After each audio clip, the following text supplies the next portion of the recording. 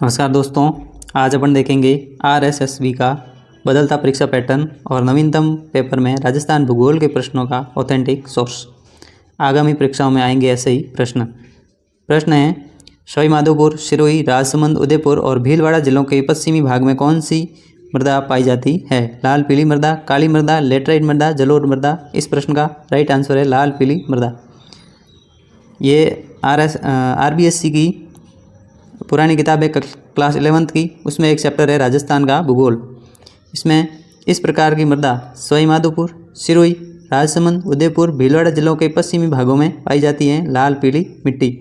और यही अपना प्रश्न था कि सवाईमाधोपुर, सिरोही, राजसमंद, उदयपुर और भीलवाड़ा जिलों के पश्चिमी भागों में कौन सी मृदा पाई जाती है? इसका आंसर होगा लाल पीली मृदा। अगला प्रश्न है, कथन और कारण है कि राजस्थान की 70% आबादी कृषि से जीविकोपार्जन करती है। और कारण है औसत कृषि जोत का आकार 2010-11 में औसत कृषि जोत का आकार राजस्थान में 3.07 हेक्टेयर था, वहीं भारत में 1.15 हेक्टेयर था। ये प्रश्न आर्थिक समीक्षा से लिए गए हैं जिनमें दोनों कथन सही है। ये आर्थिक समीक्षा की एक लाइन है, भूमि जोतों का औसत आकार 2.73 हेक्टेयर रहा और वर्ष 2010-11 में 3.07 हेक्टेयर था। अगला प्रश्न है, ढूंढाड़ सर्किट निम्नलिखित में से किन शहरों को जोड़ता है? अलवर, भरतपुर, डूंगरपुर, बांसवाड़ा, कोटा, बूंदी, झालावाड़, जयपुर, दौसा। इस प्रश्न का राइट आंसर है जयपुर, दौसा। ये आरबीएससी की उसी किताब से लिया गया है जिसमें है कि ढूंढाड़ में राजस्थान की राजधानी जयपुर और दौसा जिले के पर्यटन स्थल हैं और विश्व में जयपुर को गुलाबी नगर के नाम से जाना जाता है। अगला प्रश्न है, कथन और कारण है। सूती वस्त्र राजस्थान का परंपरागत और प्राचीन उद्योग है। दी कृष्णा मिल लिमिटेड राजस्थान में प्रथम सूती वस्त्र मिल है। ये कथन दोनों ही सही है और ये इसकी व्याख्या भी है।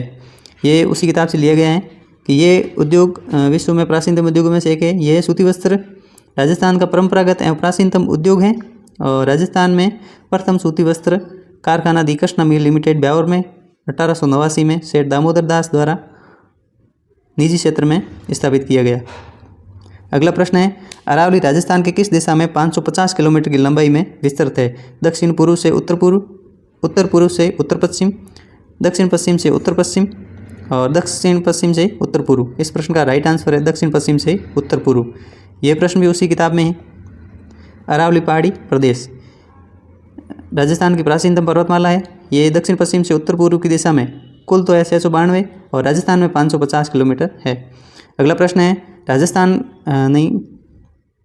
अगला प्रश्न है, कौन सा सत्य नहीं है? नीचे दिए गए विकल्पों में से सबसे उपयुक्त उत्तर चुनें।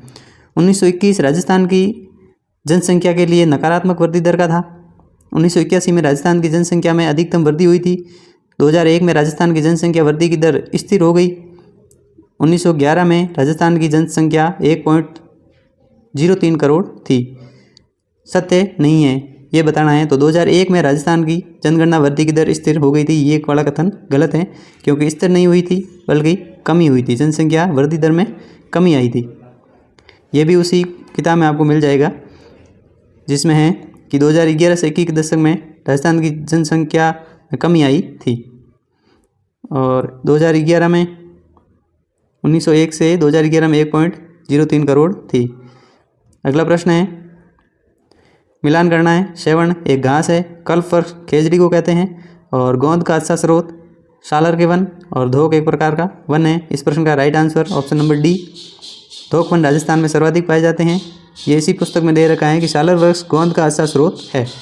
ढोकड़ा वन, ढोकड़ा एक प्रकार क्या है? वन है। और खेजड़ी राजस्थान का मरुस्थल का कल्प वृक्ष है और सेवण और धामण दो क्या है? घास है। अगला प्रश्न है कि 31 मार्च 2024 के अनुसार राजस्थान में स्थापित नवीकरणीय शक्ति क्षमता लगभग 27,000 मेगावाट थी। और राजस्थान में जैसलमेर के समीप बड़ला में विश्व का सबसे बड़ा सौर ऊर्जा संयंत्र है। दोनों कथन सही है। और यह आर्थिक समीक्षा में 26,325.19 मेगावाट ऊर्जा क्षमता है और इसमें लगभग 27,000 मेगावाट लिख रखी है। अगला प्रश्न है, निम्नलिखित में से कौन सा खनिज लगभग 100% राजस्थान में पाया जाता है? तांबा, लोहा, चांदी और जास्पर। इस प्रश्न का राइट आंसर है जास्पर। यही उसी किताब में आपको मिलेगा। राजस्थान में खनिजों का क्षेत्रीय वितरण किसी एक प्राकृतिक विभाग से संकेंद्रित न होकर बिखरा हुआ है और वोल्स्टनाइट, जास्पर, जस्ता, सीसा, फ्लोराइट, जिप्सम, संगमरमर, एस्बेस्टोस, घिया पत्थर, रॉक फॉस्फेट आदि खनिज उत्पादन राजस्थान में क्या है? एकाधिकार है। अगला प्रश्न है मैनाल किस नदी की सहायक नदी है?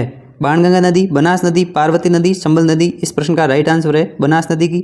यह प्रश्न भी इसी पुस्तक में मिल जाएगा कि बनास नदी और इसकी सहायक नदियां हैं बेडस, कोठारी, खारी, मैनाल, बांडी, सांसी। और ये सवाई माधोपुर में रामेश्वर स्थान पर संबल नदी में मिल जाती हैं। और यहाँ पर रामेश्वर में संबल, सीप और बनास तीनों नदियाँ मिलकर त्रिवेणी संगम का निर्माण भी करती हैं। अगला प्रश्न है कर्क रेखा राजस्थान के किस जिले से गुजरती है? बीकानेर, उदयपुर, बांसवाड़ा, चूरू। इस प्रश्न का राइट आंसर है बांसवाड़ा। अगला प्रश्न है कि राजस्थान झारखंड के बाद दूसरा सबसे बड़ा खनिज उत्पादक है। कारण है राज्य में चूना पत्थर की विशाल उपलब्धता के कारण बड़ी संख्या में सीमेंट संयंत्र स्थापित है। तो ये कथन और कारण दोनों तो अलग अलग हो गए, दोनों ही सही है। ये प्रश्न रहा यहीं कि झारखंड के बाद राज्य का द्वितीय स्थान है। अगला प्रश्न है कौन सा राजस्थान के आर्थिक विकास में बाधा नहीं है? सूखा एवं मरुस्थल बाधा है, क्षेत्रीय अंतर बाधा है, उद्योगों की स्थापना बाधा नहीं है, पश्चिमी राजस्थान का विशाल मरुस्थल बाधा है। इस प्रश्न में कि उद्योग वर्तमान राजस्थान में उद्योग किसी क्षेत्र या प्रदेश के समग्र विकास एवं जीवन स्तर का सूचक है, इसलिए उद्योग बाधा नहीं होगा। अगला प्रश्न है जनगणना 2011 के आलोक में राजस्थान की जनसंख्या के निम्न अभिलक्षणों पर विचार करें। राजस्थान में भारत की कुल जनसंख्या लगभग 5.6% निवास करती है और जनघनत्व है जो 200 व्यक्ति प्रति वर्ग किलोमीटर है। लिंगानुपात 928 है और साक्षरता दर 76.10% है। इसमें ये कथन डी गलत है, इस हिसाब से अपना आंसर डी गलत है, डी गलत है, डी गलत है। Option number D right answer हो जाएगा। और इस प्रश्न को देखें तो जनघनत्व 200 और 5.66% निवास करती हैं, 928 स्त्रियाँ, लिंगानुपात और कुल साक्षरता है 67.06%।